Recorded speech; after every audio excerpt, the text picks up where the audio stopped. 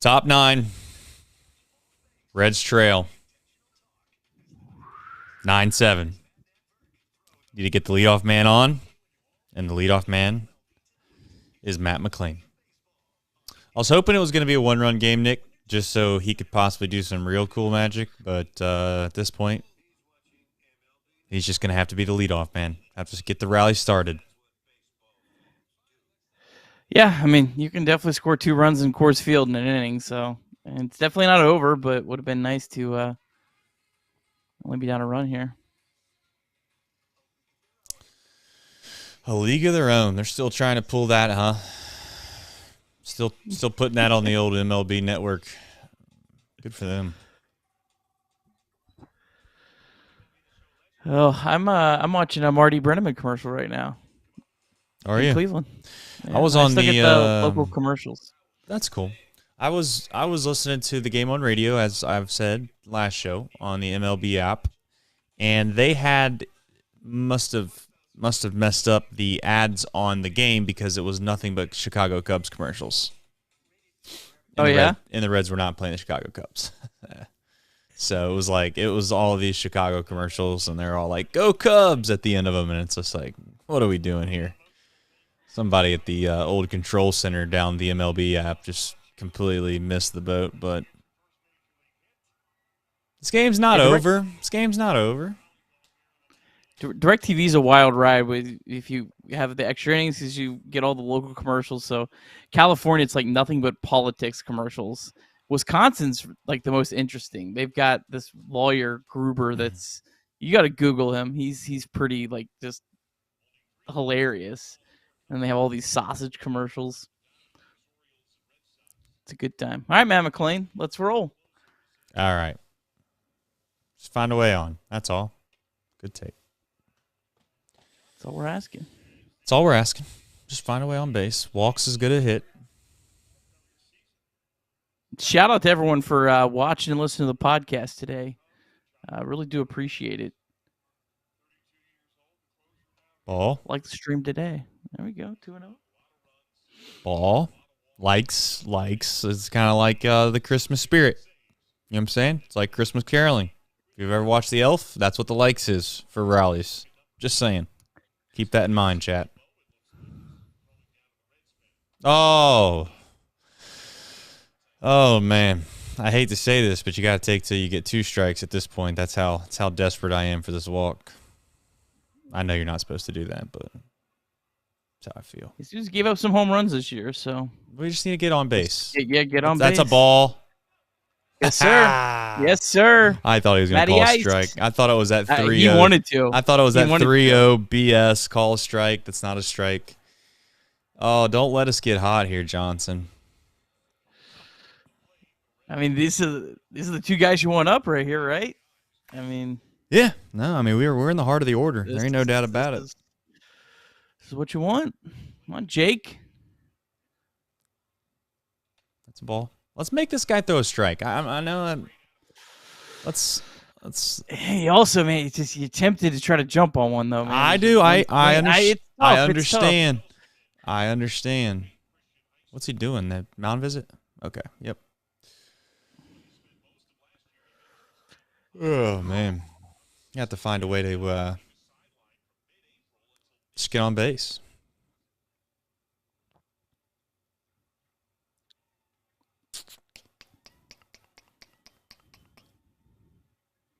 Oh, Hoosier. Oh, Hoosier.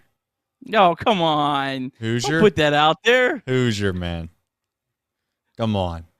He might need a 300-second timeout if you got to be better, Hoosier. If this happens. Oh, I know. He will be going in that. That's a good pitch. All right, now we work. Good take, better pitch. Now we work. Come on. This is like a lift and pull situation. Matt, don't do anything stupid. Yeah, okay? yeah. Good take. Good take. Time and score here. Time and score. Come on. One time, Fraley. As in like the 5th time. Nope, that's a ball. All right. One pitch, one spot, Nick. And if it hits that one pitch in that one spot, you hit it as far as you humanly can. Yeah. Come on. Come on. Get up. Get up. Nope. It's a good play. Good piece, good play, man. It sucks, but that's just good baseball. And Fraley's swinging. He's swinging right now. It's a good swing. Just a little too high. Shout out Betfred, though. I got to give them their props right in front of the sign. Oh, nice. 97 off the bat. Listen, if you're 3 pitches behind, Evan, do me a favor.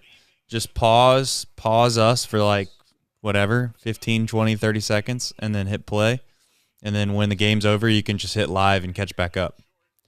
Evan's like trying to be like an engineer or something. Like, come on, man. You can figure this out. He's so much smarter than I am. Come on, man. Come on. Get down. All right. All right. Good swing, man. Good swing. All right. Let's have a moment, Tyler. Let's have a moment. Let's have a moment. Man, Spencer Steer, what a night. 3 hits. He's a good player, man. We got a logjam in the infield. I'm here to tell you. Nick Senzel looks great, too. Yeah. I mean, they're going to have to trade somebody. They're going to have to make a hard decision, and we all know who that's going to end up being, and we're going to keep it moving. But right now, let's focus on the 9th inning. He only has 11 pitches. Is the ticker on Pally right? Doesn't it feel like he has like? Well, I think he would. Yeah. He. I mean, Steer was a first. Steer pitch, is a first pitch. That Is the only way. Helps. Yeah. I don't know if Steer was a second pitch. Whatever. It's early in the after count. that up and in. Listen, I know that I'm gonna sound greedy here, but I'd just like a double. Score him from first too on that double. Good pitch. Yeah, nice pitch. Hoosiers kind of got a point, man. The guy that just opened the bullpen was the guy that tried to fight Bryce Harper yesterday. Come on, Stevenson. One time. Go the other way with it. Go the other way with it, brother. Like, he went the other way with it. He listened to you. He's just not right now, man. All right, Nick. Is it Senzi? Senzel time.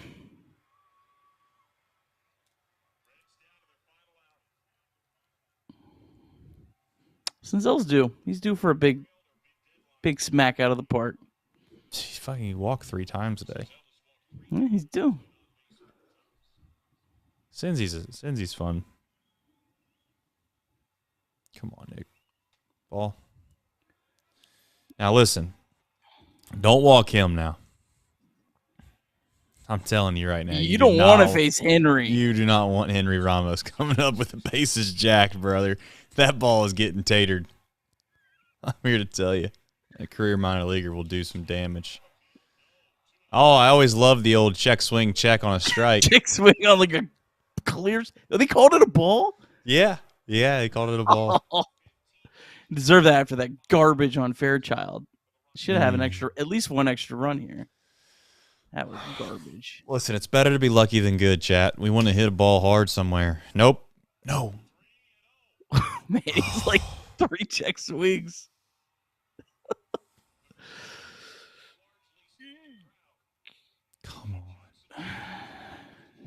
Come on, get this guy. Come on. Make this guy lose his job. Walk him. Oh, 3-0. Come on. Damn it. I thought that was a gapper. I thought that was going to be a gapper. All right. We'll take it. We'll take it, though. We'll take it, baby. We'll take it. This game is still not dead. Henry Ramos. Who knew we had to score 10 runs in a baseball game to win? Man. That's a That is Buck Farmer, that ninth inning run. Oh, the eighth inning run. Oh, are you complaining over 10th, the ninth run of the game? I got news for you. I'm complaining about the first 6. Listen, come on, Henry. Do it for the fam. Ooh, good swing. I love it. That's how you come ready to hit. Henry wants to win it, that's for sure. He freaking literally had to readjust his belt. You just got to have a hit. You know what I'm saying? We don't need nothing special. Nothing special. Nope. Fuck.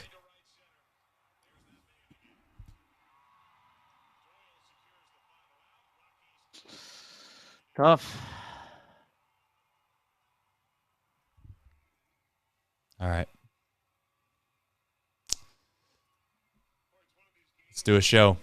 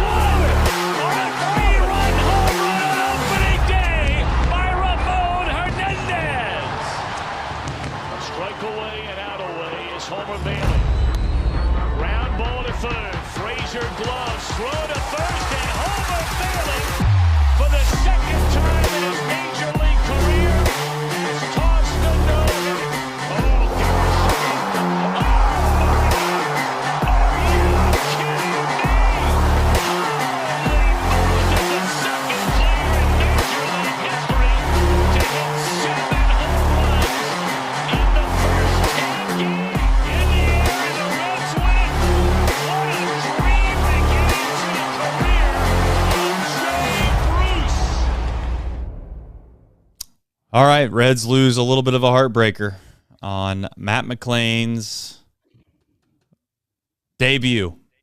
They lose 9-8 to the Colorado Rockies in Coors Field. And we expected a little bit of a high-scoring game. Don't know if I expected it to be this high-scoring, Nick. I think the over-under was 11.5 on our friends at Betfred Sportsbook. And yes, it was. Combined for a good old 17. Math is hard. Math is not easy. All right, through the rundown, we got McLain's debut. Obviously, Hunter Green, the overall offense in this lineup and their at-bats. And then next up tomorrow is Williamson, like it or not. We will discuss that. But first, as always, Nick's probably got a novel the size of Harry Potter for this box score recap. We'll see how it goes. Unfortunately, the Reds didn't win, so I can't drink along to it. So I'll just sit here and suffer through. It's probably the wrong word to use, but I'm ready. Ready when you are. I think we only got 7 paragraphs, so let's ride. Reds got a run in the top of the first. 3 singles from India, Fraley, and Steer. Nice piece of hitting from Spencer Steer on an 0-2 pitch, driving a slider to the opposite field. Matt McLain in his first at-bat had a weak pop-up, but it was a 4-pitch at-bat. Hunter Green looked sharp in the top of the first, retired the Rockies in order with 2 strikeouts, but in the second inning, Coors Field came to bite him. Mike Moustakas led off with a disgusting home run, and then Hunter Green gave up 4 more hits. 3 of them were extra base hits, and Colorado took a 4-1 lead through 2 innings. Tweet of the night came from Harry from Cebus. Moustakas hitting a homer off Green is Jake Sweeney crime on crime. I had to find a way into this. Top of the third, Matt McLain got his first big league hit. It was a hustle double, smoked off the bat at 106.9. Jake Fraley drove him home with a single as McLain really showed off his wheels. Reds cut the Rockies lead to 4-2 per John Sadak. McLain's home to second time on that play, ranked in the 95th percentile in baseball in sprint speed. Top 4, Reds got some help. Chris Bryant in right field misplayed a ball, smoked off the bat from Nick Senzel. Henry Ramos walked, and then Will Myers bunted the runners over. Looked like a shot at bunting for a hit, Myers, if he would have got the ball just a little bit further down the line, probably would have got a bunt single out of it. But nonetheless, Stuart Fairchild hit a sac fly, made it 4-3. And then Jonathan India singled home Ramos, and the Reds came back to tie the game at 4. But at the bottom of the 4th, Hunter Green gave up a 2-run home run. That made it 6-4. Top of the 5 now. Spencer Steer, another hustle double for the Reds, the theme of the night.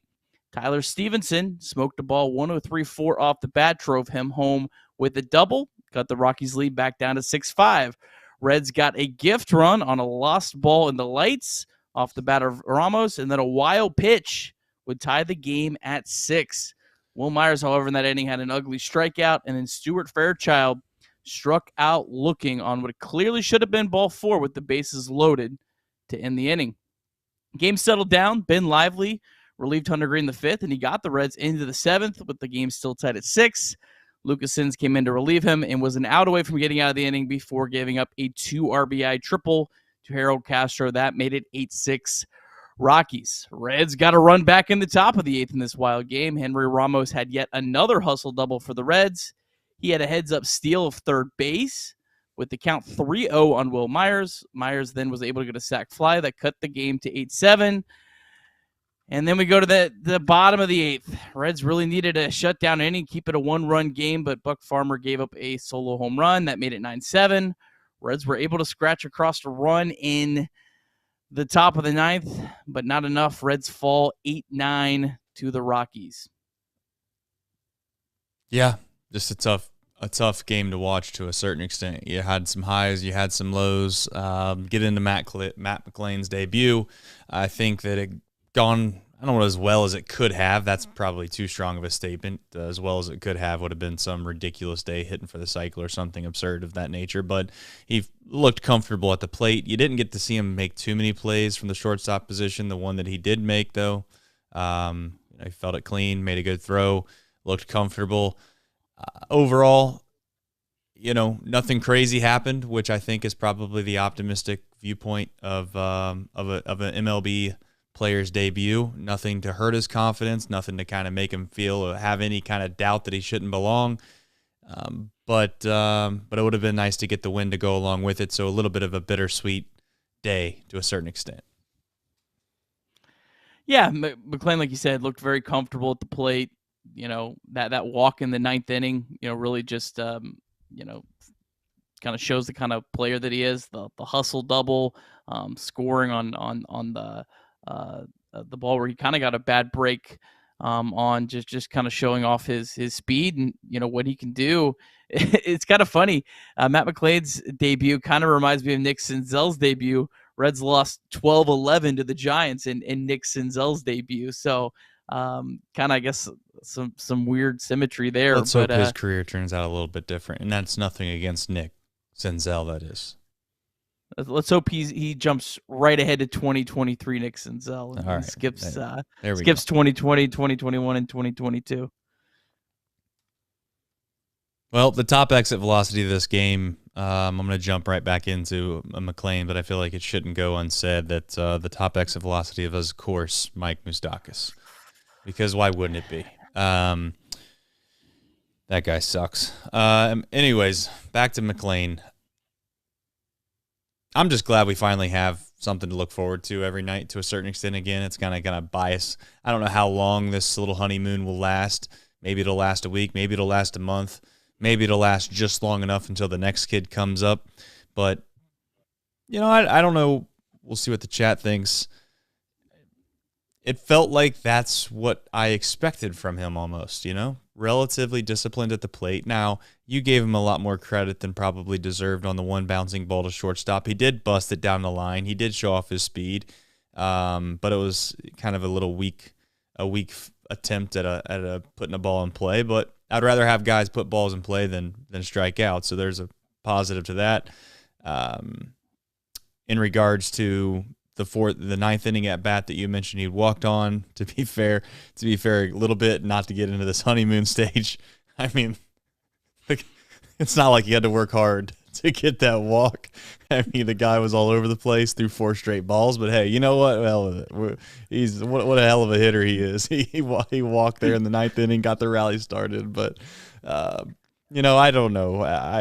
I'm excited. I truly am excited. I don't know what it is. Maybe it was just the fact that we thought he would never come up, and it just felt like we were waiting on Christmas for, I don't know, like when you're 6 years old and you ask your parents when Christmas is, and they tell you it's 20 days away, and it feels like 2 years. That's what it's felt like with some of these prospects to come up.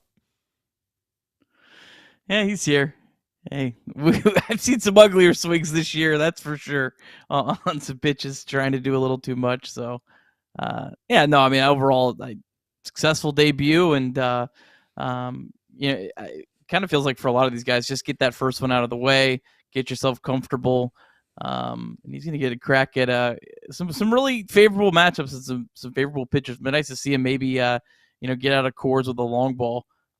Really just kind of get his confidence soaring heading back to Great American Ballpark this weekend.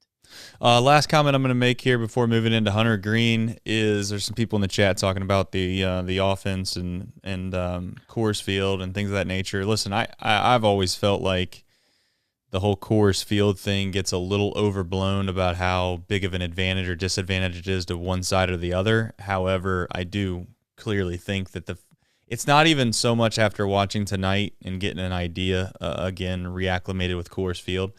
It's not so much the thin air and the ball flying out and all those things as much to me as it is, Nick, to just how big that outfield actually is, how much room there is, how much ground you have to cover. I think Stuart Fairchild's probably the best option. I'm actually surprised Stuart Fairchild didn't have a better game at the plate. I thought that the way that the game went, it set up a little bit better for him. He got to face lefties twice, but it doesn't go your way all the time at the plate. But Stuart Fairchild in center field, I hope sticks because this field is massive. I really don't want to throw Barrero or somebody else.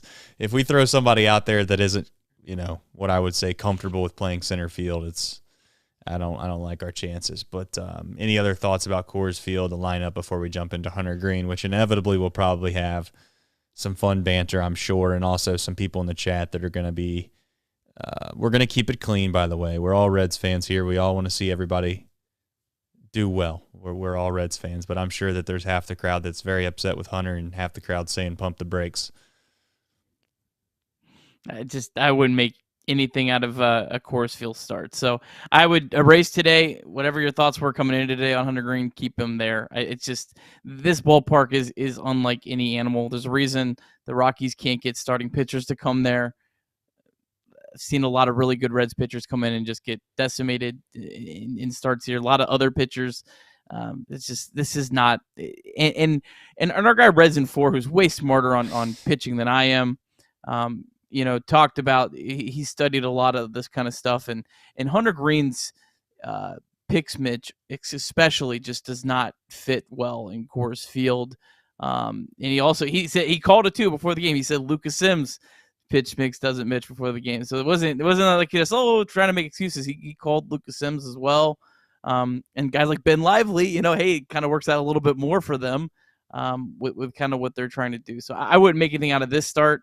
If you want to be a little upset about some of the other starts up to this, that's fine and fair. But this start, I just throw it away. It's meaningless in terms of evaluating him for the rest of the year, in my opinion. I'm a little different. I get the concept of Coors Field, and I get the concept that you don't want to make too much out of one start, but I'm starting to feel like this is a little bit more of a trend than just an outlier with Hunter. Again, I'm not going to go and say and make a big, bold claim that he's not going to be the guy we all thought that he could be or can still be, clearly. He throws 100 miles an hour. I still hold on to the fact that that's still got to be pretty damn hard to hit regardless, but it just seems... And I know tonight Reds in 4 mentioned obviously the Coors Field's going to make the ball stay straighter, and those are things that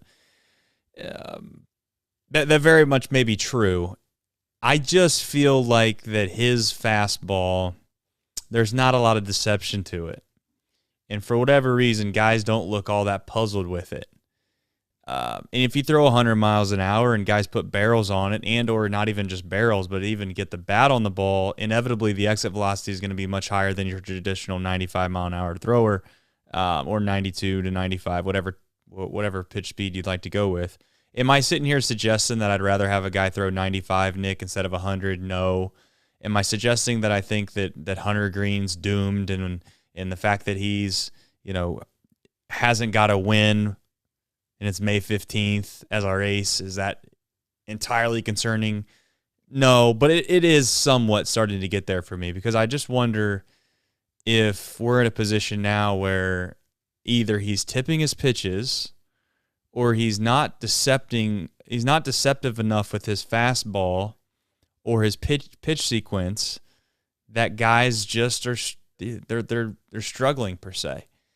And the concern I have is not so much that he's not overpowering, because he is. He clearly gets strikeouts, but he's also a starting pitcher, which you'd like your starting pitcher to be able to get through 5 or 6 innings. And that's where I would just wonder. It's like, am I suggesting, and I know that Bryce and some others, maybe it was you, I don't know who it was, but they were kind of having some fun with people on Twitter about like, oh yeah, he should just let guys put the ball in play. It's not so much that as it is just being in the zone enough and being kind of what I would say competitive in counts enough that you're moving one way or the other. 40 pitch innings has become far too common with him. And again, it's a small sample size, Nick. And I'm hoping that maybe you can talk me off the ledge a little bit. But I got to be honest, it seems like he is very hittable right now, and it's not to do with the ballpark. Yeah, I mean, on obviously we'd like to see him go a little bit deeper into games, but his last 4 starts coming into tonight, 5 1/3, 5 2/3, 5 6. One of those games, I can't remember which one, he had terrible defense behind him, probably more than one, to be honest with you. And that cost him some more pitches in the game as well. So he has been pitching decently deep in the games. 4 innings at Coors Field isn't nothing. I don't know. First pitcher I thought of, I'm not making this up. I'm not cherry picking stats. First pitcher I thought of, let's look at what they did in their last start at Coors Field. I looked up Luis Castillo. Luis Castillo's last start at Coors Field, 2021, 3 2/3 innings, 10 hits, 8 earned runs, 2 walks, 3 strikeouts. It's a brutal place to pitch. So if you want to be more critical of the 6, 7, 8 starts, however many he has prior to tonight, go for it. I think tonight's a terrible way to evaluate Hunter Green. Well, what guys work at Coors Field? Because obviously some do. No one. No one's a crazy talk. I mean, did the air change in the past few years just because the Rockies haven't been good lately? But I'm sure I can go back and look and find some arms that have thrown well at Coors Field. Aaron Cook comes to mind. What's Aaron Cook's numbers in Coors Field? I think it's sinkers and great curveballs are what can work, and that's not really Hunter Green. So that's fair. I don't know. It's just, again, that's a tough ballpark. Like to see him pitch deeper, no question about it. Hey, look, I did like that he only walked 1 batter tonight, because you know how a start can really get off the rails at Coors Field is when you walk 4 or 5 batters. That's how you can lose it. That's how you can give up 10, 11 runs. So right. I did like that about him, that he did throw strikes. He did attack the hitters, just fortunately attacked a few of them a little too much, but move on to the next start. What last thing about Hunter is, did you see the situation where he was looking over to the dugout and then he almost was looking over there long enough that it seemed as if he was trying to get their attention, or he wanted them to come out, or something happened? Hunter was clearly what seemed to be perturbed or pissed off. They made a mound visit. Derek Johnson came out. They had a conversation. It didn't look like it got really overly heated or nothing. And then, boom, he finished the inning. But did you see that at all, or did you make anything of that? Chat, did you see that? I'm just curious if anybody could make out what that all was about, because it did look as if he was trying to get them to make a mound visit. I missed that. Sorry. But India came in. He had a word with him. Obviously, Stevenson came out and talked with him. I'm not sure what that was about. If I was in the locker room, I would have asked. But that's here nor there. You were asking about a topic on the J-Bar because we were kind of one short. And I just said, listen, I think tonight we should pay some credence to the fact that we had quality at bats. Like, this team put together Quality at bat after quality at bat after quality at bat, it felt like. And it has not, again, we're not going to do this for 3 straight days about the ballpark. I think that was irrelevant tonight. The ballpark had nothing to do with how good at bats we had. I just thought they competed, and I felt like they got in late into some counts. Henry Ramos competed on some counts. Spencer Steer had a good day at the plate. Senzel walked 3 times. Trying to think. Obviously, McLain got on base a few times. It just felt like this offense, outside of Will Myers, knew what they were doing. And I also want to say Will Myers had 2 good at-bats too. So he, I know he wasn't trying to hit a sacrifice fly in that situation. You're down by 2 in the late innings. You're not trying to hit a sacrifice fly in that situation. But he did get a guy in from third with less than 2 outs. And he was bunting for a hit, but to be fair to him, I thought that was probably the best play he could make in the game at that point, especially knowing the circumstances where he's not been hitting the ball that well. So I was perfectly fine with the bunt that he'd laid down. But I just wanted to give a good word for the offensive approach that we had tonight, and it's a shame we fell 1 run short, but that's how it goes. Yeah, I mean, I don't want to make too much about offensive cores either. Like, I got to be fair on both sides here. But the one thing I did like was that the Reds took advantage of the ballpark. 3 times they turned singles into doubles, and that was clear. And Chris Welsh was all over it on the broadcast talking about how if the outfielders have to go laterally to get a ball, you should try to take second. And the Reds had an aggressive approach, and it's things like that I think make Coors Field such a difficult place to pitch, because you give up a ball, it's not really hit all that hard. Boom, guys on second base. Like, it's like, those are the things that I think really add up. So good for the Reds for that. And yeah, I mean, put up 8 and you don't get a win. Hopefully, you can do it again tomorrow. Yeah, we got some people in the chat saying that Hunter Green had made some comments in the post-game interview that might not go over well. Will Phillips here in the chat said that he thought that he pitched really well and he wasn't happy with the results, and he didn't see much to be upset with. Okay, well, if that's what he said, I'm okay with that. I mean, I know as a fan base we might not be happy with that, but I thought through those comments, Will, you had mentioned you had meant that he had said something that might rub some guys in the clubhouse the wrong way. I don't think that'll rub anybody in the clubhouse the wrong way at all. I think that from a fan perspective, there might be some people that are pissed, but who gives a rat's tail, honestly? If you're if you're in the clubhouse, you really probably don't care what the fans have to think. You know what I'm saying? I mean, that's just the God's honest truth. Now, sometimes we as fans might be right, but that doesn't mean that they're going to care. I think Will is bringing up the fact that he's saying that he was happy with the results. I don't see much there, Nick. Do you?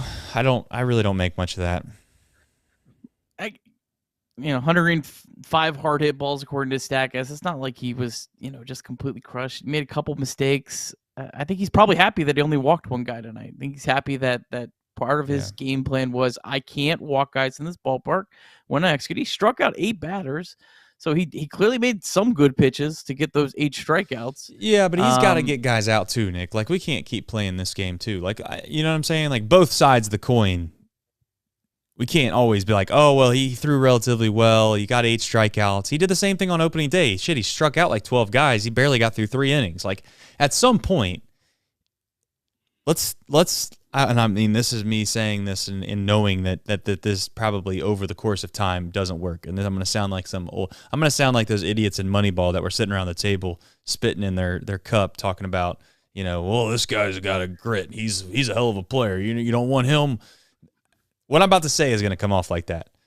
But I at some point, Nick, kind of get tired of the stuff plus. I get tired of the analytics. I get tired of being told how hard the kid throws. I don't give a rat's tail about all that. You know what I care about? How deep can you go in the game, and how many guys can you get out, and do you leave yourself a team with a chance to win the game? And tonight, he didn't really do that. I mean, he didn't do that. Like, give me Bronson Arroyo 10 times out of 10 over, some flamethrower that can barely get out of the 3rd inning. Yeah, I think Bronson Arroyo probably would have got shelled here too. No, look at his last start at Coors Field. I tell you what, all right. I'm looking it up. I'm looking it up. Don't give me his last start. I want to know what his prime, what he did in Coors Field. Give me it in 2012. What did he do at Coors Field?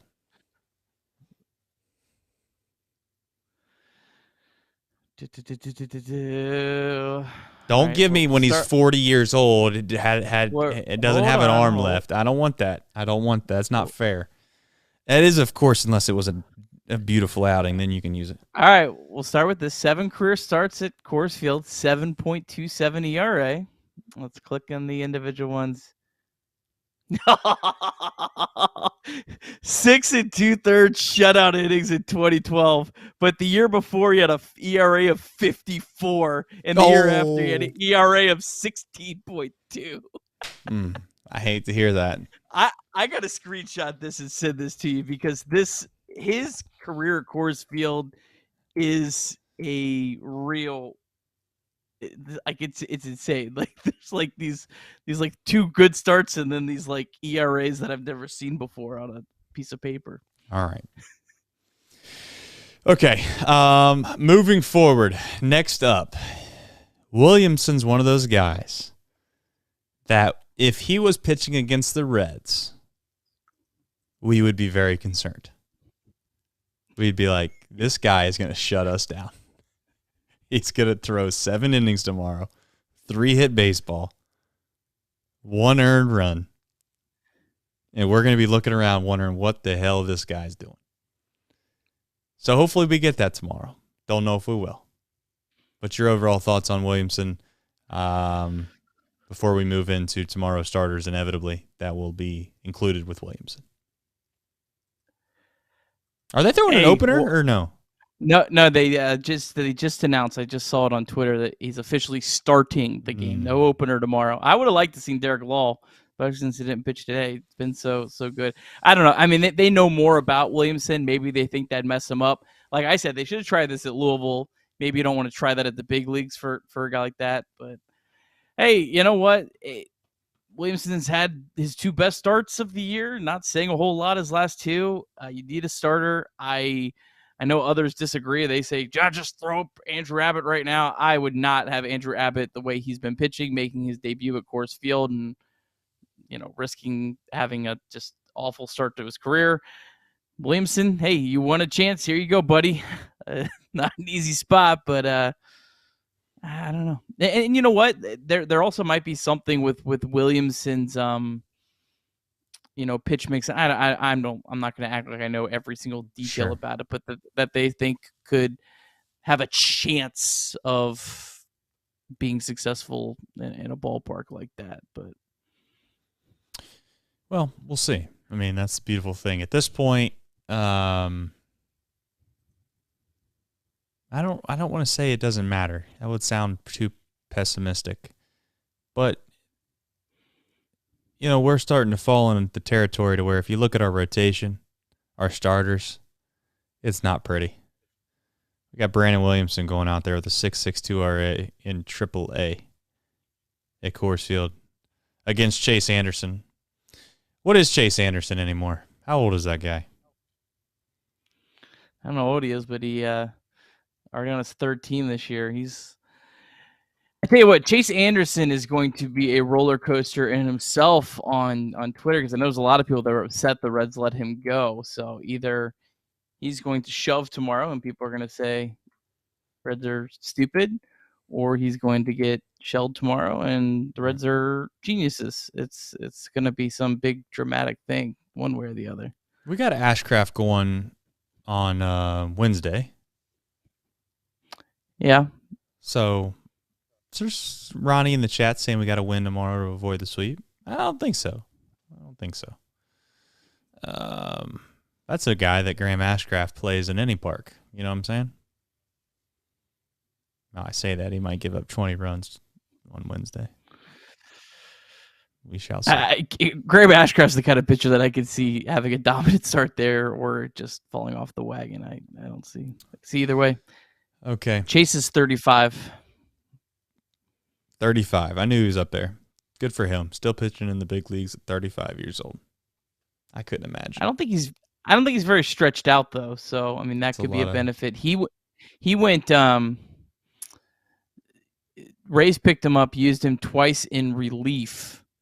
Does he take more? Does he take more ibuprofen tomorrow or more innings pitched? Which one? Ibuprofen, definitely. But he threw two. He threw a 3-inning and a 2-inning in his 2 games with the Reds before he was DFA'd, and he did not go like on any sort of rehab or sent to AAA. He's straight to Denver. So I don't know. Chase Anderson might be the kind of guy that can just roll out of bed and throw 5 shutout innings, though. I don't know. A la Bronson. Keep bringing Bronson. That's 2 shout-outs to Bronson in one show, baby. We've met our quota. Any final thoughts here before we head in tomorrow? Matt McLain is going to play again at shortstop, right?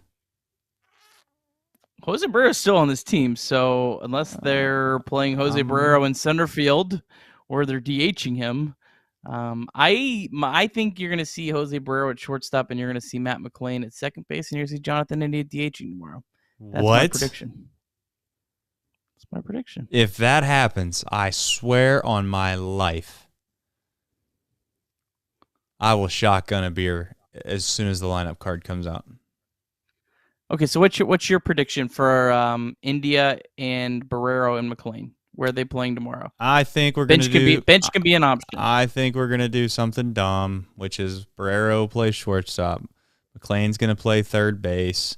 We're going to stick Senzel out in like center field. Maybe we'll stick Senzel in left field. Stuart Fairchild will play center field.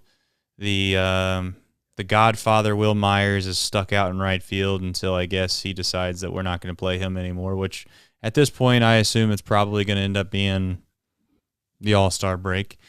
And then at that point, the DH is going to be Tyler Stevenson, and then we're going to probably roll out Luke Malley. I will do a shot live on the air if Matt McLain is playing third base tomorrow. Says he hasn't played third base since he was in college. So dude, he played some third. Did he not? Wait a minute. Whoa. I'm way off base. He did not play any third baseman at AAA. He did not play third base. No, looking at it right now, buddy. What? He played second base, shortstop, and DH. That's it. So I'm telling you, that's why Barrero's still here. I think they're going to DH Jonathan India some. Okay, then I take it back. Then they'll put Barrero at third base. That's possible. I don't know if Barrero's ever played, but I don't think they care as much about where they throw Barrero. I know they put Ellie at third base, but I thought for sure, Chat, that they put him at third. But obviously, I'm wrong. So I mean, it is what it is. They put CES over at third base for a minute. I thought they just let everybody switch it around. And no, just Ellie would play third, McLain would play short or second, and then you had CES. Listen, I hope you're right. Third. I hope you're right. I just don't think that it's going to happen. I don't know why, but it's the best team. I mean, yeah, it's the best team, but you know what? The best team ain't always out there. That's a fact. And in fact, it's not. If we're all about the best team, Jonathan is DHing. We're not about the best team, Nick. We're not. We're not about the best team right now. We're not even worried about wins and losses. We're worried about competing, and we're not worried about we're really trying to eliminate the peaks and the valleys. That is the motto of this organization right now. I hope you're right. I really do. I just don't think that you are. That'd be too good to be true. That's how I look at it. But we'll see. Okay. No dunks tonight. That kind of stinks. I lost money today too, which is what, it's just money. But it would have been kind of cool to win. But you know what? My coin on Stuart Fairchild tonight to get 2 bases. I am very thankful to Betfred Sportsbook for supporting this show. That's why I did that. I'm not an idiot. I like that they support us and support Chatterbox Sports. So Betfred Sportsbook, if you have any inkling to put some money on a game, you just go to Betfred Sportsbook, toss that in there, and let it go. Odds to win the NL Central. Nick put it up. The Brewers. That's active. It's close enough. The Brewers are now out and ahead. They are minus 145 to win. And believe it or not, the St. Louis Cardinals are second in odds. What is their record right now? What world are we living in? This is old. I made that a while back. Okay. I don't even know why. St. Louis did win 18-1. It's a shame they don't give you more wins for how much you win by. What is St. Louis's record? They won a. It would be. Wait a minute. Looks like we dropped off. They didn't want our take. All right, we're back. Anyways, if I were to give any gambling advice on this show ever, at least right now, it's going to be to take the Cardinals to win the Central. And that is largely just because if that happens, then you'll feel somewhat happy that you got some money, even though you'll be very disgusted about it. Cardinals actually they've gone up to plus 380. Oh, so they're even worse odds. Cubs are plus 360. That's absurd. It's pretty much the same thing, except the Reds are no longer taking bets on the Reds on Betfred Sportsbook to win the NL Central. Everyone else is on the board. They took the Reds off. Too many bets on the Reds. Yeah, I think that's part of it. That truly is too big of a liability, and that has something to do with the fact that the Betfred is in Ohio too. So that's here nor there. All right. Well, we do this every show, and tonight I think we should try to take the Nick Kirby approach. What does that mean? What do I mean by that? That means just to be optimistic. Have no fear. Matt McLain is here. You get to wake up every day, and you get to watch him play shortstop. And if he's not playing shortstop, then I guess he's going to play second base because he's never played third before. So leave it to him to figure out where we're going to play. That's why David Bell has a pretty big job called manager, and we don't. We'll let him figure all that out, and then we'll just turn around and complain about it. What do you think about that, chat? We'll see you back in here tomorrow, better than ever. Thom Brennaman will be back in studio tomorrow for his show Off the Bench from Monday through Friday, as always, from 10 a.m. till noon. But as always, we do a podcast called Chatterbox Reds, and we'd like for you to subscribe to it if you haven't already. More importantly, we want to say thank you for joining our YouTube stream at midnight. It is ridiculous that there's this many people that want to hang out and have fun talking about a team that probably isn't supposed to be good. But don't tell anybody else that, because the most important thing in this chat is the fact that we're all Reds fans. So go Reds, get some sleep. We'll see you tomorrow.